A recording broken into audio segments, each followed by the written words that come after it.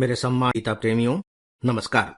आप सबको स्मरण होगा कि मैं फिलहाल कर्मण्येवाधिकारस्ते इस विषय पर बातें कर रहा हूं और मुझे इस बात की बेहद खुशी है कि आप सबको मेरे इस विषय का भरपूर प्यार मिल रहा है। इसके लिए मैं आप सभी के प्रति हृदय से बहुत बहुत आभार व्यक्त करना चाहूंगा।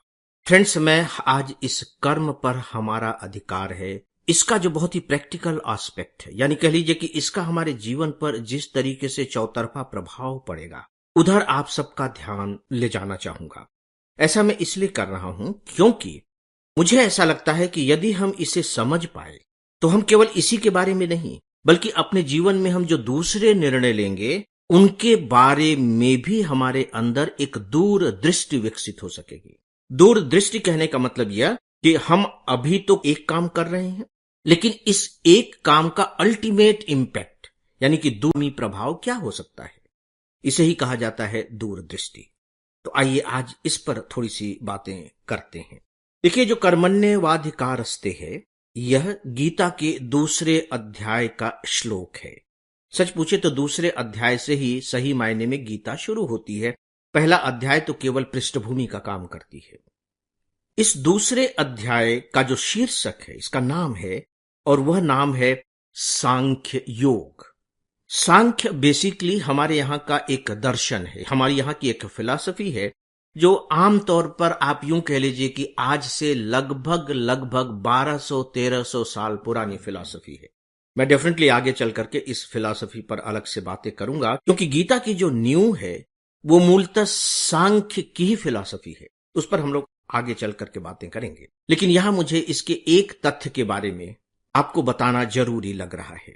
सांख्य दर्शन कहता है कि इस पूरे के पूरे ब्रह्मांड में, पूरे की पूरे प्रकृति में जितने भी तरह के तत्व हैं, चाहे वो जीव हो, चाहे वे जड़ हो, चाहे वे चेतन हो, पेड़ पौधे हो, पशु हो, मनुष्य हो, मिट्टी हो, चट्टान हो, जितने भी तत्व हैं, इस सारे के सारे तत्व एक दूसरे से कनेक्टेड हैं, एक दूसरे से जुड़े हुए हैं।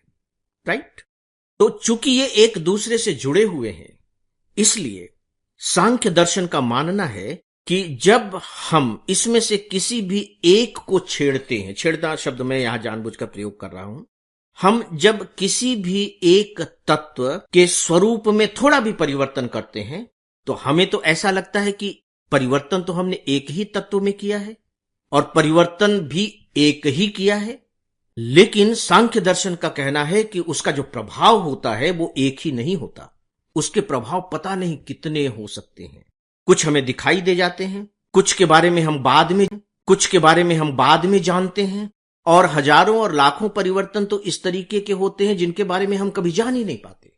इसे आप मकड़ी के जाले से बहुत अच्छे तरीके से समझ सकते हैं। डेफिनेटली आपने मकड़ी का जाला देखा होगा, है ना? बड़ा खूबसूरत रहता है, बहुत ही महीन जाला मकड़ी बुनती है।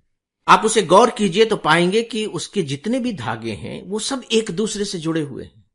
कोई धागा अपने आप में स्वतंत्र नहीं है, और उसमें से आप किसी एक धागे को छेड़ दीजिए तो आप पाएंगे कि वो पूरा का पूरा जो मकड़ी का जाल है वो हिलने लगेगा।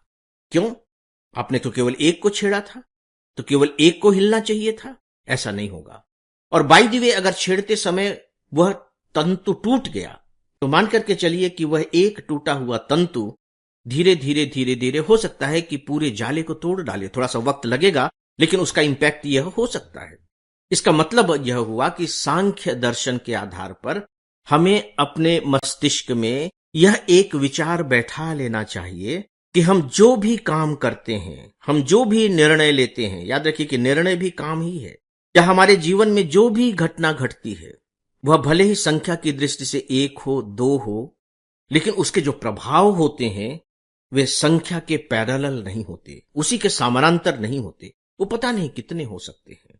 और गीता हमें ये दूरदृष्टि देती है, एक विजन देती है कि आप अनुमान लगा सकें कि मैं ये कर रहा हूं, लेकिन मेरे इस करने का जो प्रभाव है आगे चल करके इस तरीके का हो सकता है। और कल्पना करके देखिए कि यदि यह दृष्टि किसी के अंदर पैदा हो जाए तो उसके जो निर्णय होंगे, जो डिसीजंस होंगे, वो कितने परफेक्ट होंगे, अद्भुत होंगे, विलक्षण होंगे। राइट?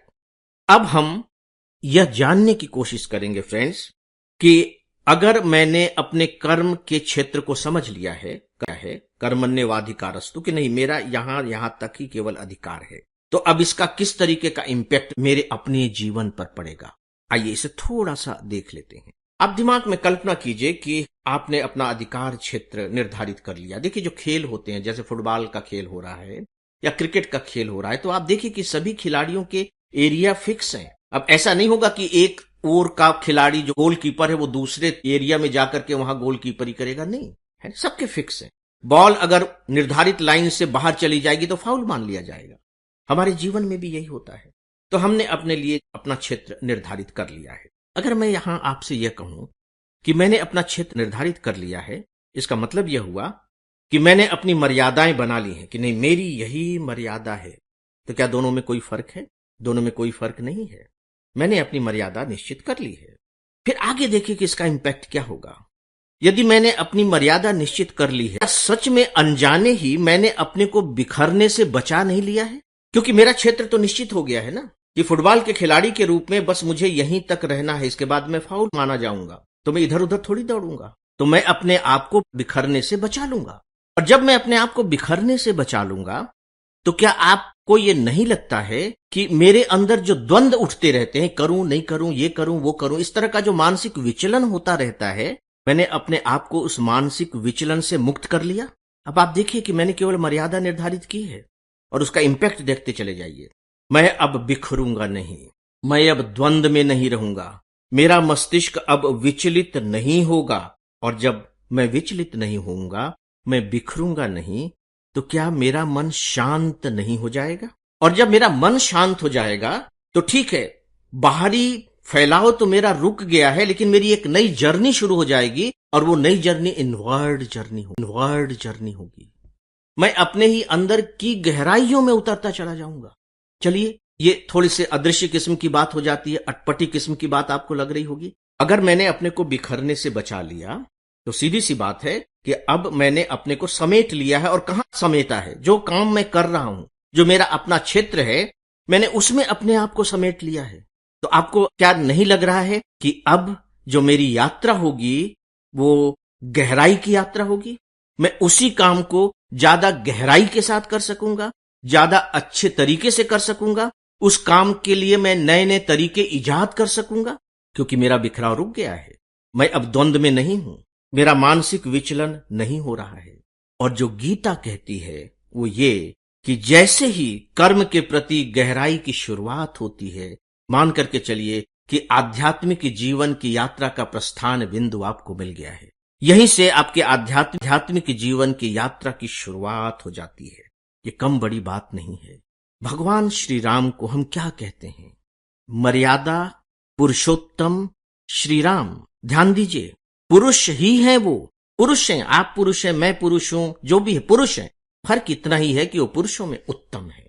यह बात नारियों पर भी समान रूप से लागू होती है। किस चीज ने उन्हें उत्तम बना दिया? मर्यादा ने। मर्यादा का मतलब क्या हुआ कि वे अपने अधिकार के क्षेत्र को बहुत अच्छे तरीके से समझते हैं कि नहीं, मेरा बस एरिया इतना है। और सीधी सी बात है कि यदि मैं अपने अधिकार के क्षेत्र को समझूंगा तो मेरे अंदर एक उदारता आती चली जाएगी ऑटोमेटिक तरीके से। क्योंकि यदि मैं चाहता हूं कि मेरा अधिकार क्षेत्र है ये बना रहे, तो मेरे अंदर ऑटोमेटिक तरीके से यह बात आ जाएगी कि नहीं, दूसरे का भी अपना अधिकार का क्षेत्र है, मुझे उनकी मर्यादा का भी सम्मान करना चाहिए, क्योंकि उसकी भी मर्यादा है। ऐसी स्थिति में घर का वातावरण क्या होगा? ऐसी स्थिति में समाज का वातावरण क्या होगा? ऐसी स्थिति में राष्ट्र का वातावरण क्या होगा? इसके बारे में कल्पना की जा सकती है। राम राज्य क्या था? राम राज्य की 2 पंक्तियां मैं आपको सुना रहा हूं। सब नर करहि परस्पर प्रीति। जितने भी लोग हैं वो आपस में प्रेम कर रहे हैं। तो ये प्रेम कहां से आया? क्यों कर रहे हैं प्रेम? चलहि स्वधर्म निरत श्रुति नीति। क्योंकि वो सब अपने अपने धर्म के अनुसार चल रहे हैं। धर्म क्या है? अपने अपने काम के अनुसार चल रहे हैं। निरत श्रुति नीति। और जो भी हमारे पुराणों ने, हमारे ग्रंथों ने, हमारे गुरुओं ने जो नीति तैयार कर दी है, उस नीति का पालन कर रहे हैं। यानी कि यहां भी आपको मर्यादा ही दिखाई दे रही है। तो जहां भी मर्यादाएं होंगी, जीवन बेहतर होगा, समाज बेहतर होगा, राष्ट्र बेहतर होगा। गीता इस बात को शुरू में ही बता देती है। तो दोस्तों आगे चल करके हम और देखेंगे कि इसी तथ्य को गीता कैसे बार बार अलग अलग तरीके से समझाने और बताने की कोशिश करती है कि अब यदि आपने आज की मेरी बातों को अपने दिमाग में रख लिया तो अब आगे मैं जो आपको बातें बताऊंगा उन्हें सुन सुन करके आप रोमांचित होते जाएंगे। मुझे ऐसा लगता है। आज बस इतना ही। आप सबसे अब अनुमति चाहूंगा मुझे